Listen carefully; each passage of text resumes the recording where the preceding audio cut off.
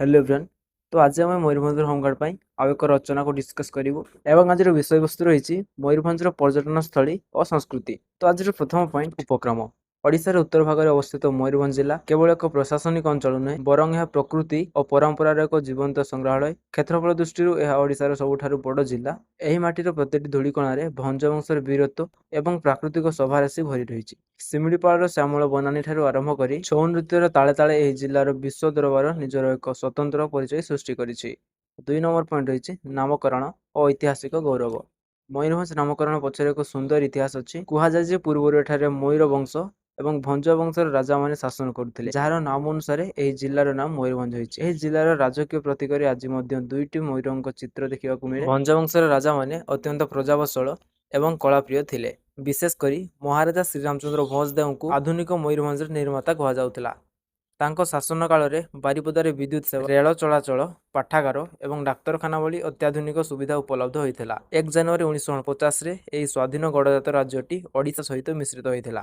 3 number point ରହିଛି ଭୌଗୋଳିକ ଅବସ୍ଥିତ। ମୟୂରଭଞ୍ଜ ଜିଲ୍ଲାର ଚତୁଃପାର୍ଶ୍ୱରେ ବିଭିନ୍ନ ରାଜ୍ୟ ଓ ଜିଲ୍ଲା ରହିଛନ୍ତି। ଏହାର ଉତ୍ତରରେ ଝାରଖଣ୍ଡର ସିଂହଭୂମି ଜିଲ୍ଲା, ଦକ୍ଷିଣରେ ବାଲେଶ୍ୱର ଓ କେନ୍ଦୁଝର, ପୂର୍ବରେ ପଶ୍ଚିମବଙ୍ଗର ମେଦିନପୁର ଏବଂ ପଶ୍ଚିମରେ କେନ୍ଦୁଝର ଜିଲ୍ଲା ଅବସ୍ଥିତ। ଏହି ଜିଲ୍ଲାଟି ପାହାଡ଼, ପର୍ବତ ଏବଂ ଜଙ୍ଗଲରେ ଘେରା। ଏଠାରେ ପ୍ରବାହିତ ବୁଢ଼ାବଳଙ୍ଗ, ଖଇରୀ, ଭଣ୍ଡନ ଆଦି ନଦୀ ଏହି ମାଟିକୁ ସୁଜଳ ସୁଫଳ କରିଛନ୍ତି। 4 ନମ୍ବର ପଏଣ୍ଟ ରହିଛି ପ୍ରାକୃତିକ ସମ୍ପଦ ଓ ଶିମିଳିପାଳ। ମୟୂରଭଞ୍ଜର ପ୍ରକୃତି କହିଲେ ଶିମିଳିପାଳକୁ ବୁଝାଏ। ଏହା ଏସିଆରେ ଅନ୍ୟତମ ବୃହତ ବ୍ୟାଘ୍ର ସଂରକ୍ଷଣ ପ୍ରକଳ୍ପ। ବୃକ୍ଷଲତା ଶିମିଳିପାଳରେ ଶାଳ, ପିଆଶାଳ, ଶିଶୁ ଏବଂ ଅନେକ ଦୁର୍ଲଭ ଅର୍କିଡ୍ ଦେଖିବାକୁ ମିଳେ। ବନ୍ୟପ୍ରାଣୀ ଏଠାରେ ରୟାଲ ବେଙ୍ଗଲ ଟାଇଗର, ହାତୀ, ଭାଲୁ, ଗୟଳ ଏବଂ ପ୍ରାୟ 300ରୁ ଅଧିକ ପ୍ରଜାତିର ପକ୍ଷୀ ବାସ କରନ୍ତି। ଏଠାରେ ଦେଖାଯାଉଥିବା କଳା ବାଘ ବା ମେଲାଣ୍ଟିକ୍ ଟାଇଗର ସାରା ପୃଥିବୀରେ ବିରଳ। ତାପରେ ରହିଛି ଜଳପ୍ରପାତ। ଶିମିଳିପାଳର ଛାତି ଉପରୁ ଝରି ପଡୁଥିବା ବରେହି ପାଣି ଜଳପ୍ରପାତ ଭାରତର ଦ୍ୱିତୀୟ ଉଚ୍ଚତମ ଏବଂ ଜୋରନ୍ଦା ଜଳପ୍ରପାତର ଦୃଶ୍ୟ ପର୍ଯ୍ୟଟକଙ୍କୁ ସ୍ତମ୍ଭୀଭୂତ କରିଦିଏ। 5 ନମ୍ବର ପଏଣ୍ଟ ରହିଛି ସାଂସ୍କୃତିକ ବୈଭବ। ମୟୂରଭଞ୍ଜର ସଂସ୍କୃତି ଓଡ଼ିଶାର ସଂସ୍କୃତିକୁ ସମୃଦ୍ଧ କରିଛି। ଛଉ ନୃତ୍ୟ ମୟୂରଭଞ୍ଜର ଛଉ ନୃତ୍ୟ ମୁଖାଭିନୟ ଏବଂ ଶାରୀରିକ କୌଶଳ ଉପରେ ଆଧାରିତ। ଏହି ନୃତ୍ୟରେ ବୀରରସର ପ୍ରୟୋଗ ହୋଇଛି। ଏହା କେବଳ ନୃତ୍ୟ ନୁହେଁ ବରଂ ଏହା ଏକ ଯୁଦ୍ଧ କଳା। ତାପରେ ରହିଛି ଆଦିବାସୀ ସଂସ୍କୃତି। ଏଠାରେ ସନ୍ତାଳ, କଲ୍ହ, ଭୂୟାଁ, ଭାତୁଡ଼ି ଆଦି ଅନେକ ଜନଜାତି ବାସ କରନ୍ତି। ସେମାନଙ୍କର ସୋହରାଇ, ସାଲୁଇ ଏବଂ ବାହା ପର୍ବ ଅତି ସୁନ୍ଦର। ସେମାନଙ୍କର ନୃତ୍ୟ ଏବଂ ମାଦଳର ତାଳ ପରିବେଶକୁ ଉତ୍ସବ ମୁଖର କରିଦିଏ। ତା ପରବର୍ତ୍ତୀ ପଏଣ୍ଟ ରହିଛି ଶିଳ୍ପ ଓ କଳା। ଏଠାରେ ପଥର ଖୋଦେଇ କାମ, ସବାଇ ଘାସର ଶିଳ୍ପ ଏବଂ ଡକରା କଳା ଦେଶ ବିଦେଶରେ ବିକ୍ରି ହୋଇଥାଏ।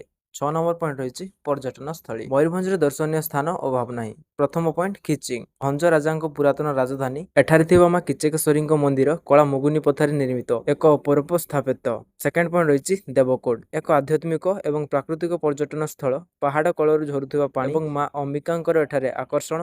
3 ନମ୍ବର ପଏଣ୍ଟ ରହିଛି ଭୀମକୁଣ୍ଡ, ବୈତରଣୀ ନଦୀ ଶଯ୍ୟାରେ ଥିବା ଏକ ବିରାଟ ପ୍ରାକୃତିକ କୁଣ୍ଡ। କୁହାଯାଏ ଯେ ପାଣ୍ଡବମାନେ ବନବାସ ସମୟରେ ଏଠାରେ ଆସିଥିଲେ। 4 ନମ୍ବର ପଏଣ୍ଟ ରହିଛି ଲୁଲୁ, ପାଲାପଲା ନଦୀ କୂଳରେ ଥିବା ଏହି ସ୍ଥାନ ପିକନିକ ପାଇଁ ଅତି ଉତ୍କୃଷ୍ଟ। 7 ନମ୍ବର ପଏଣ୍ଟ ରହିଛି ପର୍ବପର୍ବାଣୀ ଓ ଧାର୍ମିକ ବିଶ୍ୱାସ। ବାରିପଦାକୁ ଦ୍ୱିତୀୟ ଶ୍ରୀକ୍ଷେତ୍ର କୁହାଯାଏ। ପୁରୀ ପରେ ବାରିପଦାର ରଥଯାତ୍ରା ସବୁଠାରୁ ବଡ଼। ଏଠାରେ ଏକ ବିଶେଷତ୍ୱ ହେଉଛି ମା ସୁଭଦ୍ରାଙ୍କ ରଥକୁ କେବଳ ମହିଳାମାନେ ହିଁ ଟାଣନ୍ତି, ଯାହା ନାରୀ ଶକ୍ତିର ପ୍ରତୀକ। ସେହିପରି ମକର ସଂକ୍ରାନ୍ତି ଏହି ଜିଲ୍ଲାର ଏକ ପ୍ରଧାନ ପର୍ବ। ଲୋକ ମୁଢ଼ି ମାଂସର ଭୋଜି କରନ୍ତି ଏବଂ ଗାଁ ଗାଁରେ ମେଳା ଅନୁଷ୍ଠିତ ହୁଏ। 8 ନମ୍ବର ପଏଣ୍ଟ ରହିଛି ବିଶିଷ୍ଟ ବ୍ୟକ୍ତିତ୍ୱ। ମୟୂରଭଞ୍ଜର ମାଟି ଅନେକ ଯୋଗ୍ୟ ସନ୍ତାନକୁ ଜନ୍ମ ଦେଇଛି। ପ୍ରଥମେ ତ ମହାରାଜା ଶ୍ରୀରାମଚନ୍ଦ୍ର ଭଞ୍ଜଦେଓ ଜଣେ ମହାନ ଶାସକ ଓ ବିଚକ୍ଷଣ ବ୍ୟକ୍ତି। ଦ୍ୱିତୀୟ ପଏଣ୍ଟ ରହିଛି ପଣ୍ଡିତ ରଘୁନାଥ ମୁର୍ମୁ, ଯିଏକି ସନ୍ତାଳ ଭାଷାର ଲିପି ବା ଅଲଚିକିର ଉଦ୍ଭାବକ। 3 ନମ୍ବର ପଏଣ୍ଟ ରହିଛି ଶ୍ରୀମତୀ ଦ୍ରୌପଦୀ ମୁର୍ମୁ, ଭାରତର ବର୍ତ୍ତମାନ ମାନ୍ୟବର ରାଷ୍ଟ୍ରପତି। ସେ ମୟୂରଭଞ୍ଜର ଉପରବେଡ଼ା ଗାଁରୁ ଆସି ଆଜି ଦେଶର ସର୍ବୋଚ୍ଚ ପଦବୀରେ ଅଧିଷ୍ଠିତ ହୋଇ ଜିଲ୍ଲା ତଥା ରାଜ୍ୟର ଗୌରବ ବଢ଼ାଇଛନ୍ତି। 9 ନମ୍ବର ପଏଣ୍ଟ ରହିଛି ସମସ୍ୟା ଓ ସମ୍ଭାବନା। ଏତେ ସମ୍ପଦ ଥାଇ ମଧ୍ୟ ମୟୂରଭଞ୍ଜରେ କିଛି ସମସ୍ୟା ରହିଛି। ଶିଳ୍ପର ଅଭାବ, ଶିକ୍ଷିତ ବେକାରୀ ସମସ୍ୟା ଏବଂ ଗମନାଗମନରେ ଆହୁରି ଉନ୍ନତିର ଆବଶ୍ୟକତା ଅଛି। କିନ୍ତୁ ଯଦି ଶିମିଳିପାଳ ଭଳି ସ୍ଥାନକୁ ବିଶ୍ୱସ୍ତରୀୟ ପର୍ଯ୍ୟଟନ କେନ୍ଦ୍ର କରାଯାଏ ତେବେ ଏଠାକାର ଅର୍ଥନୀତି ବହୁତ ଶକ୍ତିଶାଳୀ ହେବ। 10 ନମ୍ବର ପଏଣ୍ଟ ରହିଛି ଉପସଂହାର ବା ଶେଷ କଥା। ପରିଶେଷରେ ମୟୂରଭଞ୍ଜ ହେଉଛି ଓଡ଼ିଶାର ଏକ ଅମୂଲ୍ୟ ରତ୍ନ। ଏହାର ସବୁଜିମା ସରଳ ଜନଜୀବନ ଏବଂ ସମୃଦ୍ଧ କଳା ପରମ୍ପରା ଏହାକୁ ଅନ୍ୟ ଜିଲ୍ଲାମାନଙ୍କ ଠାରୁ ପୃଥକ କରିଛି। ଆମକୁ ଏହି ମାଟିର ଗୌରବ ରକ୍ଷା କରିବାକୁ ହେବ ଏବଂ ଏହାର ପ୍ରଗତିରେ ଭାଗିଦାର ହେବାକୁ ପଡ଼ିବ। ଜୟ ମୟୂରଭଞ୍ଜ। ତ ଏଇ ଥିଲା ମୟୂରଭଞ୍ଜର ପର୍ଯ୍ୟଟନ ସ୍ଥଳୀ ଆଉ ସଂସ୍କୃତି। ଭିଡ଼ିଓ ଭଲ ଲାଗିଥିଲେ ଭିଡ଼ିଓକୁ ଲାଇକ୍ କରନ୍ତୁ, ସେୟାର କରନ୍ତୁ ଏବଂ ଡେଫିନେଟଲି ଓଡ଼ିଆ GK 247 ଚ୍ୟାନେଲକୁ ସବସ୍କ୍ରାଇବ କରନ୍ତୁ। ଧନ୍ୟବାଦ।